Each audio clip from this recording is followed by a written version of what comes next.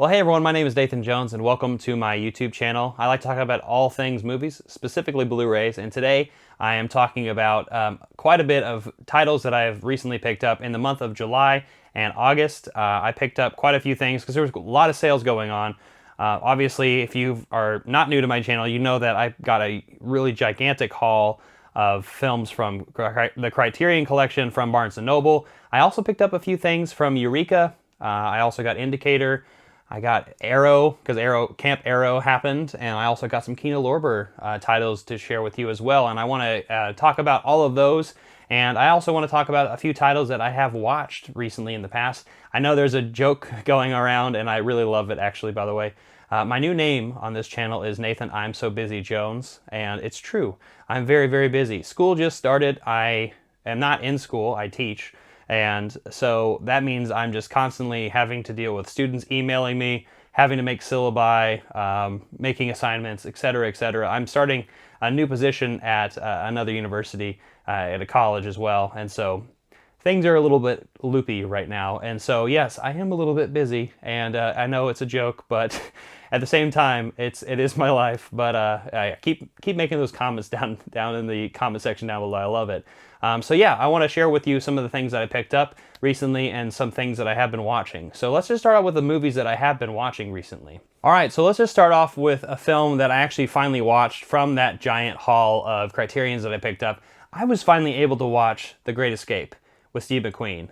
I love this movie. It was fantastic, and a lot of you in the community, but also was all over Criterion pages that I follow and people that I know are like super about this movie. My friend Chris from Filmstock, he is super into it, and he was the one who really like pushed me to watch this as quick as possible, and I really loved it. I think it's a really grand epic. It's got a lot of lighthearted comedy moments, and it's a very serious movie as well because it's a prisoner of war Nazi kind of movie. I don't know why I said kind of. It is a Nazi prisoner of war camp film.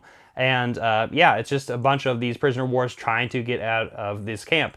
And I really enjoyed it for all of the technical aspects of it. The acting is phenomenal. There are so many great actors in this film, just to name a few. Charles Bronson, James Coburn, James Gardner, Donald Pleasance, John Sturges directs this film, and he just does a really, really great job with this. And that's just a few of the people in this movie. And yeah, it's a really fantastic film. I watched all the special features as well, and I loved a lot of the behind-the-scenes footage that they did to create this film. Obviously, it's based on a novel. It took a little bit to really like pick up and like showcase in America and in I guess in the States in general. But the other thing about it also is this is like kind of based on a true story that happened, and obviously there are a little bit of fibbage going on with the American and the British troops and who did what, because you gotta Americanize this movie, right? But yes, I really love The Great Escape. I highly recommend it. It's out on the Criterion collection, and it's really phenomenal. So check it out if you haven't seen it yet before, because it's worth it, definitely. All right, next is a film that is just on a normal Blu-ray. It's not on anything special. It's just maybe I guess it's a Warner Brothers release. It's not a Warner Archive Collection release, but it is a Hammer horror film, and I really, really enjoyed it. I watched it last night. I watched 1959's The Mummy, and this is with Peter Cushing and Christopher Lee as the Mummy, who is gross and gritty, and is an updated version from that mummy that you get from the Universal horror monster. And that's the thing I love about this film in particular, that it came out in 1959, so it's kind of the start of Hammer to an extent of, you know, they're getting a little bit more macabre, and I really love how they have an homage to kind of that original Universal horror monster in The Mummy, and then just build upon it, make it grosser, make it more gritty, and also make it maybe more stylized in a Hammer sense, right? And so you get that brilliant, vibrant colors going on throughout the film. And Peter Cushing and Christopher Lee are just phenomenal, as always. And yeah, it's just a really great film. And if you haven't seen The Mummy, check it out from 1959. I have a story with this one, actually, because I tried getting this from Hamilton Books maybe like 3 or 4 months ago, and they sent me the wrong one, and then it was out of stock everywhere. And so eventually I finally got it on Amazon, and I was happy to finally get the actual 1959 Mummy. So yeah, get it if you can. I got it on Amazon. It was fairly cheap. And so, yeah, I really enjoyed this one. All right, moving on from there, we're actually going to Kino Lorber, and Kino Lorber actually had a sale going back in July, and I picked up a few titles. I picked up a lot of box sets, actually. A lot of these box sets are like 25 bucks a piece for 3 films, so it's around $8-ish, roughly, for each film, which I think is phenomenal. But before I talk about those box sets, I did get another film called Black Sabbath, Mario Bava's Black Sabbath, starring the legendary, speaking of Universal Horror Monsters, Boris Karloff. Now, this film was phenomenal. In fact, I actually talked about this film and some of these box set kinos in a recent episode of Cobwebs. My friend Daniel, he has a podcast on his, I guess he's got a lot of different podcast networks called Cobwebs, and he talks about Gothic cinema. And we did a Kino episode together, and we talked a lot about the Kino films that I've recently watched and some of the films that he's recently watched. We talk about noir, westerns, and even some horror. And so I'm not going to give you too much detail of my thoughts on these films but if you want to go check out more of my thoughts on that and more of my friend Daniel's, check out the description down below. Go listen to that episode. It's really fantastic. And you should check out more of his episodes too with all those great guests. You even can see probably quite a few familiar faces, or I guess you would hear their voice, right? Because it's a podcast. But yeah, Black Sabbath, great anthology series, kind of a precursor to Giallo, and one of these vignettes that happens in this movie. Drop of Water is terrifying. Word of Lock is so phenomenal. It's really brilliant and bright, and I love it. And so yeah, check out Mario Bava's Black Sabbath if you've never seen it. And I wish that Halloween was already here. Come on, bring it here. Come on, fall. Let's quit this summer stuff. All right, so I also got some box sets, and I don't know if I feel like I've shown one of these before, but I actually got 3 and 4 of the film noir Dark Side of Cinema, and I've actually watched all of number 3 right here, where I watched Abandoned, which I talk about on the podcast, and I watched The Lady Gambles and Sleeping City. Now, I can talk a little bit more about The Lady Gambles and Sleeping City since I haven't talked about it. It wasn't on the podcast where I talked about it. I recently watched these both. The Lady Gambles, starring Barbara Stanwyck, is really, really great. And she's dealing with a lot of mental anguish, and a husband who's really devoted to her, but she keeps constantly getting into the casino and pretty much wasting all the money that she keeps getting. It's a really harrowing thing, and it's really about mental illness, and I think it's ahead of its time, and The Lady Gambles is a really fantastic film noir. If you haven't seen it before, it's really worth your time. It's definitely one of the best in this collection. And then Sleeping City with Richard Conte and Colleen Gray. Richard Conte plays a detective who comes in as like an orderly. I think he is playing an intern in this doctor's who was mysteriously murdered. He's trying to figure out who the next murder victim is at this hospital. And it's really, really great. And there's a lot of twists and turns to it as well. It might be my least favorite of the 3 of these films because it just kind of tapers off near the end. But it's a great film nonetheless, and definitely worth your time. And Abandoned's fantastic too. Check out my thoughts more in the podcast. And then Film Noir Volume 4, right here, Dark Side, start having Calcutta, An Act of Murder, and Six Bridges to Cross. Haven't seen any of these movies. Looking forward to checking it out more very soon. Maybe in November. You know, Noir-vember is happening very, very shortly. All right, and then the last box set I got was the Western Classics Volume 1 from Kino, and I really love this. And I talk about all of the films in depth more on the podcast. I've watched all of them: When the Daltons Rode, The Virginian, and Whispering Smith. We got so many people in here like Randolph Scott, Joel McCree, and Alan Ladd starring in those different roles. Even though in When the Daltons Rode, there's really no main character in that one. That's just kind of where the story's around. And so this is a great box set. If you like Westerns, check out this. Hear my thoughts down in the description down below on that podcast. But yes, I'm very excited to have some more Kino box sets because they're really cool. And can't wait to check out more. All right, so next I'm actually going to jump to Indicator. And this is actually my second dive into Indicator. I actually only have that Hammer Volume 5 over there, and then I have another film over there that I've talked about in the past. But, you know, it's from the UK, so I don't get it that often. So I was able finally to get a box set and then 3 individual titles that were on sale. I think it was like 3 for £30 or something like that. It was a really good deal. And so I'm really excited to get these films. And a lot of these are like classic claymation films. And my friend Daniel, who I just talked about recently on his Cobwebs, is super into Harryhausen and a lot of these claymation things. And I recommend getting that Carol Zeman box set. Daniel, if you're watching, that Carol Zeman box set is phenomenal. You would love it. And everybody who's watching it right now, too, you would love that as well. But what am I talking about? Let's just talk about the box set. So I have The Wonderful Worlds of Ray Harryhausen right here. Volume 1, 1955 to 1960. It came from Beneath the Sea, 20 Miles to Earth, and The Three Worlds of Gulliver. So spine number 41, 42, and 43. I just love Indicator's boxes. It's super colorful. The art is super bright and brilliant, and I just want to say that the box set is super sturdy and super wonderful. See if I can be as careful as possible. Right here is the box, little booklet that comes with, probably going in the film essays in each of the films, but let's look at each of these individuals. I haven't even opened this out yet. So it came from Beneath the Sea, right there.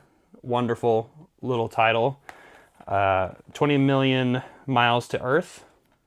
And then The Three Worlds of Gulliver. I'm just super excited about these, and I've been really diving deep into a lot of cinema, specifically from the 50s and 60s, and also the 40s, as you can tell with my noirs that I picked up.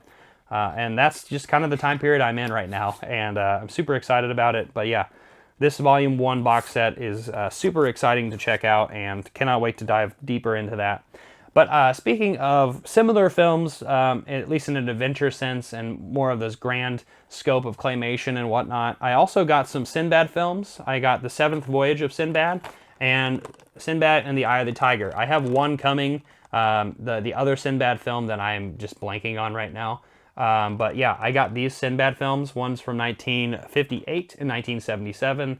And I think there's one in between from the 60s. So I'm super excited to check out more of that. The other thing I got from Indicator was Mysterious Island. And another looks like a world of incredible fun. All of these to me are like kind of fit in the category where it's just a fun adventure film with some crazy special effects. And I just can't wait to dive deeper into this. So that is the Indicator stuff that I picked up. Really colorful and bright. Really wonderful stuff. All right, next we're actually going to move on to another UK label called Eureka, Masters of Cinema. And I actually got a couple of spines. Spines number 233 to 235. That is a box set. I got the Bela Lugosi box set, an adaptation of Edgar Allan Poe's. Bela Lugosi stars in Murders in the Rue Morgue, and The Black Cat and The Raven. And so I'm really excited about these Universal Pictures films. It has all those special features in it. I came in this wonderful box set. Man, look at that art. Good God. I think that's the reason, I think that's this entire episode, is the artwork that I've procured and that I really, really want. I want all these posters in my room. I want so many rooms to have all these different posters in it. You got Boris Karloff and Bela Lugosi in both of these films. Like, my goodness. I'm just super excited about this. Like I said, I might just wait to watch this in October, but I might watch it earlier because, you know, I want October to be here. And then the other thing is a classic film that I am blindsided that I haven't seen yet, and I cannot believe that I have not seen it yet. And that is The African Queen with Humphrey Bogart. This is like one of the latter Humphrey Bogart movies, and Katharine Hepburn as well.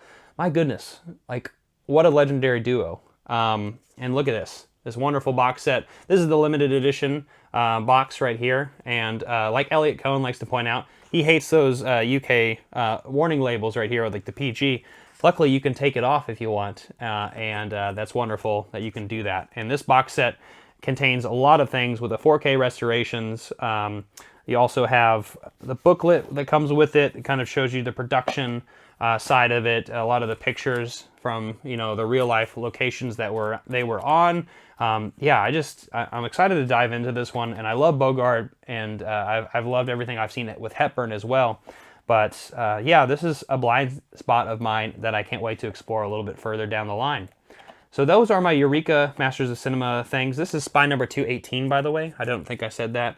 But yeah, I'm super excited about diving into this one. And these Bela Lugosi, Edgar Allan Poe adaptations. And so let's move on from here to the last UK stuff that I got from Camp Arrow. The next set of titles that I picked up are from Camp Arrow. Camp Arrow is like a summer sale that Arrow Video and Arrow Academy puts together, and it's wonderful. This is my first time I've ever gotten anything from Camp Arrow, and I'm excited about it. They're usually wanting to do like slasher and horror films. I got a few horror films myself, and so I'll share that with you. The first one is actually a Giallo film, and I've just enjoyed his work so far. Recently I watched The Bird with the Crystal Plumage, Deep Red, and I've seen Suspiria, so I had to get The Cat o' Nine Tails. And I just have to keep adding more and more films from Dario Argento and just dive further into Giallo, because I've just enjoyed it so much, and I'm excited to have this one in my collection. Next film I'm going to talk about is a Japanese film that I terribly don't know too much about, but I really love the contemporaries of this director. I'm talking about Bloody Spear at Mount Fuji, and so I'm a big fan of Ozu and Kurosawa, and a lot of the other Japanese filmmakers at this time period. And I'm also a fan of modern Japanese directors like Koreeda. But this one is directed by Tomu Uchida, and I'm just really excited to check out more Japanese kind of period pieces. I really love samurai films. It's like I guess a Western in the East in that sense, if you're not familiar with with Japanese samurai films. But I'm super invested in Japanese culture. I have been since I was in 5th grade, and that's another deep dive for another time. But I've always been fascinated by their art, their culture, and their style of honor, Bushido, and so I'm just excited more about Bloody Spear at Mount Fuji and to dive deeper into that film. And then the next film I got is a classic that I'm probably going to get a lot of people say, like, you haven't seen this movie? I've only seen parts of this movie, and I cannot believe it. Like, out of all the films that I've seen, a lot of these, this is the one that's probably the most egregious. I haven't seen Robocop. I said it, I've seen parts of it, but I finally got the great edition of it on Arrow, and I was waiting to get this on Arrow, and yeah, Robocop. Yeah. So I don't want to say too much about it, because I'm just going to like dig myself in a deeper hole. And then the last thing that I picked up is a box set from Arrow Video, and I'm excited about this one. I've had this on my radar for a while, and I just was waiting for it to get cheaper on sale. I finally got the Ringu collection right here. This has Ringu, Ringu 2, and Ringu 0. And this is the original Japanese Ring, right? I remember the Ring when I was growing up, when I watched the Sarah Michelle Gellar Ring back in like 2002. Don't quote me. But yeah, I remember it scaring the hell out of me, and everyone's always talked about how this series from Japan really brought it over to America, and they wanted to remake it, right?